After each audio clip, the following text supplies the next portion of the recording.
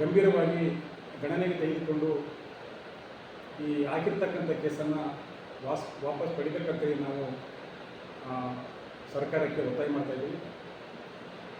ಒಂದು ವೇಳೆ ಈ ಕೇಸನ್ನು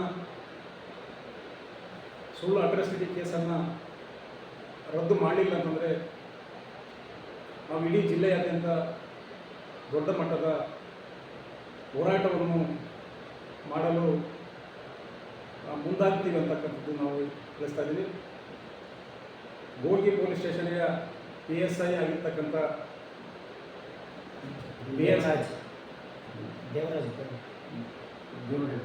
ದೇವರೆಡ್ಡಿ ಅವರು ಅವ್ರಿಗೆ ಗೊತ್ತಿರತಕ್ಕಂಥ ವಿಷಯ, ಒಬ್ಬ ಹೋರಾಟಗಾರರ ಮೇಲೆ ಕೇಸ್ ಮಾಡತಕ್ಕಂಥದ್ದು ಸರಿಯಾದದ್ದಲ್ಲ. ಅದು ಅಟ್ರಾಸಿಟಿ ಕೇಸು. ಅವರು ಕೂಡ ಅಲ್ಲಿರ್ತಕ್ಕಂಥ ಒಂದು ರಾಜಕಾರಣಿಗಳ ಮಾತು ಕೇಳಿ ಮಾಡಿರುವಂಥದ್ದು. ಅವ್ರ ಮೇಲೂ ಕೂಡ ಕ್ರಮ ಆಗಬೇಕಂತೇಳಿ ನಾವು ಒತ್ತಾಯ ಮಾಡ್ತಾಯಿದ್ವಿ. ಆದ್ದರಿಂದ ಈ ಒಂದು ಕೇಸ್ ವಾಪಸ್ ಆಗಬೇಕು ಅಂಥೇಳಿ ನಾವು ಒಂದು ಮಾಧ್ಯಮದ ಪತ್ರಿಕೆ ಮತ್ತು ಮಾಧ್ಯಮದ ಮೂಲಕ ನಾವು ಒತ್ತಾಯ ಮಾಡ್ತಾಯಿದ್ವಿ.